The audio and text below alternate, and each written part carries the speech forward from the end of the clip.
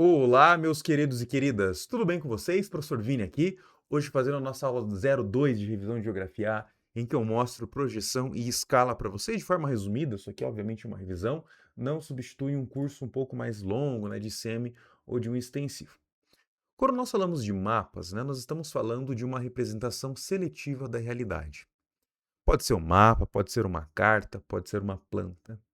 Isso que a gente vai chamar de produtos cartográficos, são os variados produtos cartográficos. Esses produtos cartográficos, eles estão mostrando uma parte do mundo para você, ou até mesmo o mundo inteiro, tá? Depende da escala, obviamente, dos tipos de variações. E aí a gente vai ter uma seguinte coisa: o que ele está mostrando é o que o autor ou a autora escolheu mostrar para vocês. Então, todo mapa ele é uma representação seletiva da realidade. Então, se eu posso pegar, por exemplo, uma carta, né? Uma carta topográfica, a gente vai usar muito mais para definir relevo, por exemplo, e também declividade, ou até mesmo curso de água a partir de uma carta topográfica. Agora, se eu tenho uma carta, por exemplo, de aproximação de aeroporto, opa, eu vou ter que escolher outras coisas para representar o caminho que um avião tem que fazer ao se aproximar da rampa, né, de um aeroporto para pousar, por exemplo. Então, obviamente, todo produto cartográfico tem características próprias que foram escolhidas por quem o fez. A escolha, né, do que vai no produto cartográfico depende de quem que vai ler, com qual finalidade e qual que é a capacidade também do leitor final, né? Se isso vai ser feito no computador, se isso vai ser feito manualmente, se é uma criança, se é um adulto, né? Enfim, tudo isso vai definir por que que a gente... Ninguém produz um mapa, né? Ninguém fica fazendo mapa à toa, né? Enfim, é chato fazer e a gente tem que, obviamente, cumprir uma finalidade. E, obviamente, né, quem vai ler e com qual finalidade essa pessoa vai ler. Para eu representar o espaço na folha, eu tenho alguns métodos e algumas sequências que você vai ter que seguir. A principal delas vai ser a escolha do que nós chamamos de elementos, né? Os elementos são aqueles componentes que vão compor um mapa, né, e permitem, obviamente, eu comunicar a ideia que eu tenho. A primeira delas é a projeção, né? A projeção vai ser a forma de como que eu transformo a Terra, que é algo esférico, para um plano. E tem três tipos mais básicos de superfícies de projeção que a gente vai cobrar em provas de vocês. A primeira delas são as projeções cilíndricas, tá? Uma projeção cilíndrica é como se eu colocasse a Terra dentro de um cilindro de papel, projetasse a esfera no cilindro e depois abrisse esse cilindro. Beleza? Se eu abro um cilindro de papel, o mapa fica retangular, né? Então aqui você já começa a pegar algumas coisas. Segunda delas, as projeções cônicas. É como se eu pegasse a Terra e colocasse dentro de um cone de papel e projetasse a Terra nesse cone e depois abrisse, né? Um mapa cônico ele fica parecendo uma fatia de pizza, ele fica algo meio assim, né? Então, parecendo uma fatia de pizza aqui. E a gente pode também ter os mapas planos, né? Ou projeções azimutais, né? O mais correto é chamar de azimutal, que é quando eu pego a Terra e tangencio a Terra num ponto específico com uma folha e projeto a Terra nessa folha para representar a superfície. Nós estamos pegando algo tridimensional e estamos, né, gerando ali algo bidimensional plano, né? Então, isso obviamente tem distorção. Então, todo produto cartográfico tem distorção, porque a Terra é esférica, né?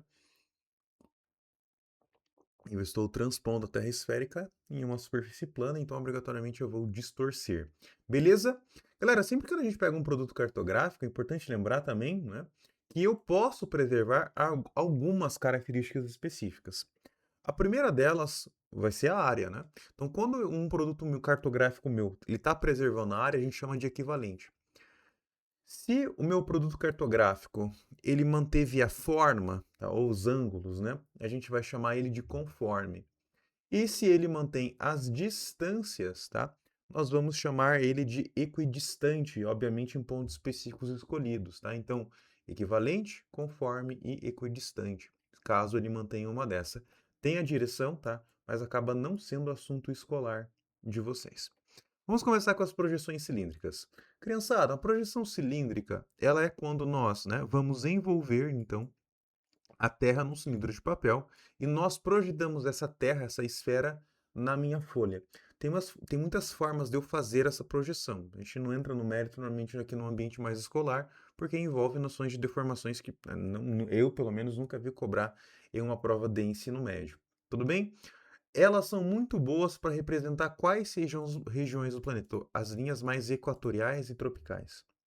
Então, as regiões intertropicais do planeta, elas são muito bem representadas pelas projeções cilíndricas, porque são lugares, tá, em que o equador, né, ele acaba tocando aqui a folha de papel. Então, numa projeção cilíndrica na região equatorial, eu não tenho, pelo menos, deformação de área, né?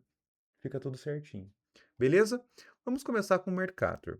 Gente, a projeção de Mercator é uma projeção do século XVI ligada às grandes navegações e que, na sua produção, né, existia uma preocupação de se manter a forma, os ângulos continentais.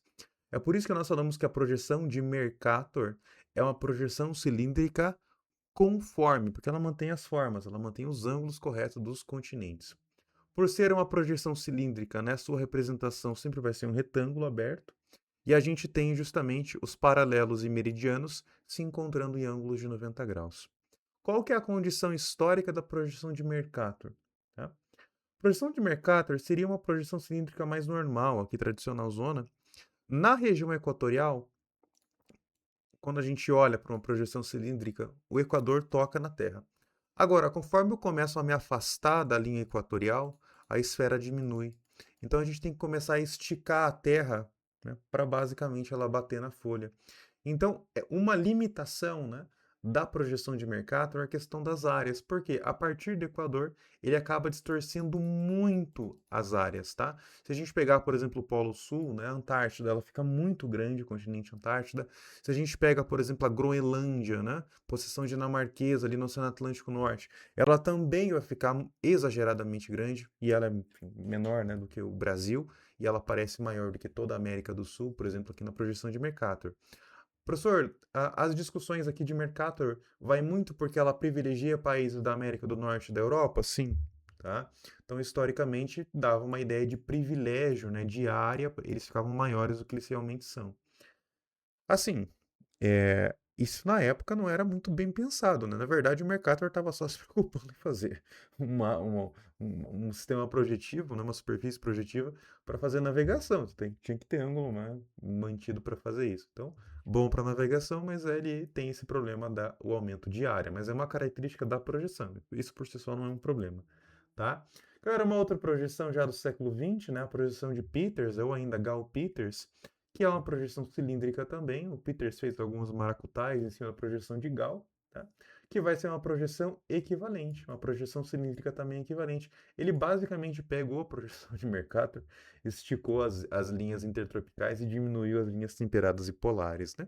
Enfim, ele fez várias distorções. Os países eles ficam com a forma estranha, então você percebe aqui que, né, que as massas continentais estão com formas bem, enfim, divergentes, mas pelo menos elas mantêm a área real, né? Então, se eu estou no ambiente escolar, por exemplo, eu posso mostrar essa projeção para os alunos, falar, olha, né, um mapa a partir aqui de Peters, então ele tem as áreas corretas, então esses são os tamanhos corretos dos países do planeta. Por exemplo, a gente pode fazer isso no ambiente escolar sem muito problema. É claro que vai ter limitação para orientação, vai ter limitação, por exemplo, para navegação, mas pelo menos para um fim didático funciona.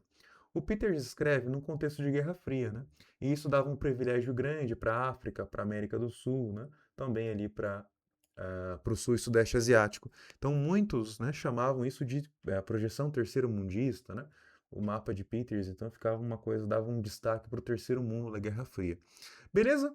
Galera, projeções, né, cônicas, elas são bem variadas, apesar que tem uma mais comum que é a projeção de Lambert, né? As projeções cônicas, elas sempre serão lembradas por quê? Porque elas conseguem representar zonas de médias latitudes. Então, zonas próximas a 45, 40 graus de latitude norte ou sul, elas são bem representadas, tá? Nesse tipo de projeção. Então, por exemplo, países aqui da Europa, países da América do Norte, no caso Estados Unidos e Canadá, gostam muito de utilizar projeções cônicas, né? Porque são justamente países que estão em uma média latitude. Beleza? Galera, mais do que isso, dificilmente cobra, né, alguma coisa de projeção cônica. Sempre é importante lembrar que a projeção cônica tem o famoso paralelo de contato, que é basicamente o paralelo, né? Então, aqui a angulação na esfera que vai bater na folha, como a esfera toca na folha ali, não tem distorção, mas conforme eu me afasto, tá, desse paralelo de contato em qualquer sentido norte ou sul, a gente vai ter um aumento grande da distorção. Beleza? Galera, as projeções azimutais, elas são aquelas projeções que representam a Terra a partir de um ponto fixo, beleza? Esse ponto fixo ele é escolhido para fazer. Então, por exemplo, eu usei aqui o do Polo Sul, na imagem da esquerda, por exemplo, né? Essas duas primeiras imagens, na verdade. Então, eu tenho a Terra e eu passei uma folha tangenciando o Polo Sul, beleza? No extremo Polo Sul, né, onde a folha toca lá, no ponto mais ao sul da Terra, ali não tem distorção, porque a folha está tocando na Terra, mas conforme eu me afasto para qualquer direção, numa projeção plana, a gente vai ter justamente o aumento das distorções, tá? Para qualquer um dos lados que você vai indo. Galera, as projeções azimutais, elas sempre serão lembradas para a geopolítica, questão de centralização de países, o próprio símbolo da ONU, que é uma projeção azimutal equidistante, por exemplo, né? A gente vai ter cartas de aproximação de aeroporto, navegação marítima em regiões polares, sempre são atividades humanas ou representações, né, da geopolítica que utilizam as projeções planas, né, plano tangente polar ali, ou azimutal, na Terra. Tranquilo? Galera, depois, né, a gente tem alguns sistemas que são os famosos sistemas, né, afiláticos. O que é uma projeção afilática, né? São sistemas de projeção que elas não preservam nem área, nem forma, nem distância. Não preserva nada, né? Ela vai distorcer um pouquinho da área, um pouquinho da forma, um pouquinho das distâncias. Por que isso é importante, né? Porque elas são as representações planas mais próximas da realidade. Como eu distorço um pouquinho de cada, o mapa ele fica mais parecido com aquilo que ele é de verdade. Apesar de, obviamente, ter distorção, o próprio nome afilática já mostra, né, que ele não preserva nenhuma característica original dos meus, da Terra, né? O Brasil está utilizando normalmente nas últimas publicações do IBGE a projeção de Eckert 3, né, que é uma projeção afilática. É comum também a projeção de Robinson, né? Eu já vi autor colocar que elas são pseudocilíndricas, né? Então podem aparecer como pseudocilíndricas. Uma outra coisa que aparece em mapa também é a anamorfose, né? Anamorfose são deformações em produtos cartográficos para mostrar um determinado fenômeno. Então, por exemplo, eu peguei uma anamorfose que está na direita sobre a produção de petróleo, tá? Calculado em 1.000 barris por dia, né? Então a gente vê, obviamente, a Arábia Saudita, Estados Unidos, Rússia, que são grandes produtores de petróleo, o México, Brasil, a Venezuela, Nigéria, tá? Então nós temos aí os países basicamente árabes, né? Enfim, também tem o Irã, não pode chamar iraniano de árabe, eles ficam bravos, tá? E nem é árabe mesmo, né? A gente tem, obviamente, a Venezuela, o México, enfim, os países aqui, né, mais da América que também produzem petróleo em larga escala. Como eles produzem muito, eles estão grandes. Se a gente pegar um país que não produz petróleo, vai, sei lá, do Paraguai da vida, obviamente, ele praticamente nem aparece aqui nos nossos mapas. Fechou? Claro, projeção é isso, né? Ele pode fazer divagações em cima, mas daí eu coloco ali na aula de exercício para vocês. Uma outra coisa que a gente tem que trabalhar, obviamente, é a escala. A escala é uma escolha que nós também, ao fazermos um mapa, temos que trabalhar. E ela envolve o quê? O que eu vou mostrar e, obviamente, o tamanho da minha folha. Tem que levar em conta essas duas coisas, tá? Normalmente, escalas, né? Elas são, para vocês, quase todas numéricas. Tá? Então, uma escala numérica, ela mostra a redução numa relação, numa razão. Vamos pegar, por exemplo, 1 para 25.000. Tá? Então, nesse caso aqui, significa que 1 centímetro, tá, na folha, no seu mapa, na sua folha, demônio, está equivalendo a 25.000 centímetros reais. É como se eu, tá, encolhesse, né, a realidade 25.000 vezes para essa realidade bater na minha folha. Cara, o mundo caber na minha folha, porque não tem uma folha do tamanho do mundo, para fazer. Primeiro ponto é esse. Segundo ponto, criançada. Escala é uma divisão. Lembra, pelo amor de Deus, isso. Escala é uma divisão, uma relação. Então, por exemplo, 1 para 100, ou seja, 1 centímetro valendo 100 centímetros reais, é maior do que 1, por exemplo, para, né, aqui, 100.000. Aí, professor, mas olha que número grandão, assim, 1.000. Ô, demônio, isso aqui é uma divisão, tá? Então, 1 para 100.000 é um número pequeno, né? Que é bem menor justamente do que 1 para 100. Professor, tem que saber matemática. Isso aqui, pelo amor de Deus, né? que é sétimo ano, né? Melhor, melhor. Sexto ano, sétimo ano, você está vendo isso aqui. Tem que melhorar. Aqueles mapas, produtos cartográficos, que possuem escalas de até 1 para 25 mil, são as famosas escalas grandes, tá? Ou escalas de detalhe. Galera, produtos cartográficos de 1 para 10 mil, 1 para 15 mil, que está dentro desse escopo, né, de até 1 para 25 mil, é, por exemplo, isso aqui, ó, um arruamento, uma planta cadastral, cara. Então tem a planta cadastral, tem a rua, né? Se você dependendo, tem até o número aqui dos lotes, né? Então esses produtos ligados mais à engenharia ou à arquitetura, eles são produzidos normalmente em escalas grandes. Beleza? Galera, de 1 para 25 mil até 1 para 250 mil, a gente vai ter as escalas médias. Para nós, a geografia, elas são sagradas porque elas vão fazer as cartas topográficas.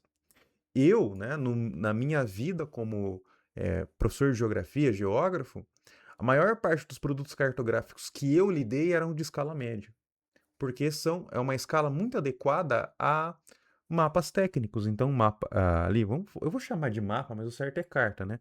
Carta de rio, carta de relevo, tá? Carta de rodovia, carta de aproximação de aeroporto, né? Projetos de hidrelétrica, de infraestrutura de rios, por exemplo. Cara, quase sempre está em escala média. A escala que eu mais utilizei foi 1 para 50 mil. Então, se você lembrar da escola dos mapas de curva de nível, cara, quase todos são de 1 para 50 mil, que são tipos de escalas médias.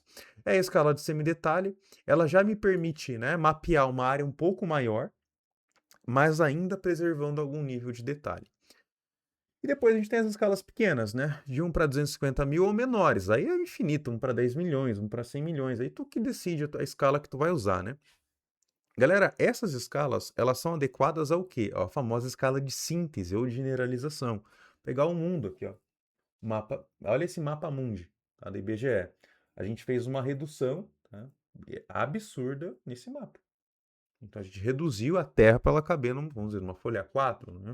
Ficaria ali. Então isso é um exemplo que nós temos. Galera, dá para ver, por exemplo, uma estrada ou necessariamente uma cidade? Não. A estrada vira um risco, né? A cidade vira um ponto. Esse risco, a largura dele, né, ou o ponto que mostra a cidade, por exemplo, se pegar Brasília, tem um ponto aqui em Brasília. Vai ficar muito maior do que realmente é Brasília. Isso que a gente chama de generalização. Tá? Então é só para mostrar o ponto. Não preciso definir exatamente a coordenada, não. É só para mostrar que ele está ali, ó. Pum, Brasília. Tá? Ali, ó, o Rio Amazonas. Se a gente der um zoom aqui, né? Deixa eu ver se eu consigo dar um zoom no PowerPoint. Consigo, ó. A gente vai ter, por exemplo, os rios aqui que formam a bacia do Amazonas. Pô, o negócio vai ter lá 1 milímetro, tá? Pô, esse 1 milímetro aqui valeria, na realidade, sei lá, é, 100 quilômetros, né? Existe um rio com largura de 100 quilômetros? Não, né? Por isso que a gente chama de generalização. Aí, obviamente, é uma escolha nossa, né? Como produtor ali do produto cartográfico, fazer isso. Tranquilo? Galera, na construção do mapa, então a gente vai escolher uma série de informações, né? Título, legenda, escala, orientação, fonte, data, projeção, coordenada, as cores. Nossa, eu tive uma disciplina disso só na faculdade, era muito difícil de passar, de qual cor você escolher, né? Qual símbolo você usa para representar as coisas, cartografia temática. Ah, era uma desgraceira na vida do aluno, mas a gente ia bem. Tá bom? E obviamente lembrar que as escalas também elas podem ser tanto numéricas quanto gráficas, né? Escala gráfica, como é esse caso aqui, ó. Deixa eu dar um zoom. Agora eu aprendi a dar zoom no PowerPoint, né? Então, por exemplo, ela tem uma escala gráfica, não é numérica que está aqui embaixo. Então a gente vai ter, por exemplo, né? Opa, que, ali, ó, de 0 até 40. Então esse espacinho de 0 até 40, ele vale o quê? 40 metros, ó. Tá? Esse também de 40 a 80 também é o mesmo tamanho. Então, mais 40 metros, depois mais 40 metros. Se você pega aqui de 0 até o final, dá 120 metros, né? Aí você pode comparar. É muito comum a gente fazer escala gráfica do tamanho de folha, de uma caneta Bic ou de uma tampa de caneta Bic. Era bem comum isso na faculdade. Então a gente pega o tamanho normal da caneta Bic sem tampa e faz virar escala. Aí tu consegue comparar a tua caneta Bic com a distância lá. E aí tu descobre, né, a distância real da parada. Tranquilo? Galera, é isso, né? Por exemplo, o mais sempre cobrado em exercício acaba sendo as distâncias, né? Para a gente definir distância, eu vou ter que trabalhar com uma ideia, primeiro que eu tenho que descobrir a escala, né, do meu produto cartográfico. Em um mapa analisado, a escala é 1 para 100 mil. Tá? Então eu tenho um mapão lá. Ó. Tem um mapa retangular aqui. Tá? E eu tenho dois pontos. Eu tenho o ponto A e tenho o ponto B. e a distância está de 5 centímetros de A até B na minha folha. Beleza? Qual que é a distância real dessa parada, velho? Vamos lá. Galera, 1 para 100 mil significa o quê? 1 centímetro na folha vale 100 mil centímetros reais.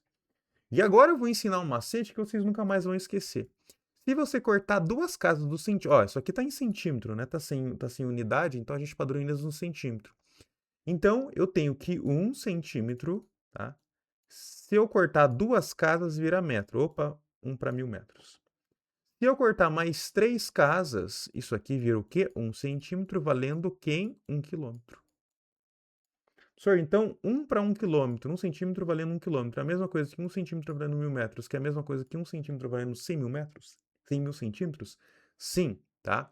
Então, se de A até B no mapa tem 5 centímetros, a distância real é de 5 quilômetros. Dica master do professor Vinícius que vocês vão ver na lista de exercício. Sempre olhe a unidade da resposta. Transforme sempre a escala numérica, tá? Trabalhe normalmente na unidade que ele está dando na resposta, vai ficar um pouco mais fácil para você. Tranquilo, criançada? É sempre uma satisfação. Muito obrigado, bons estudos e até mais.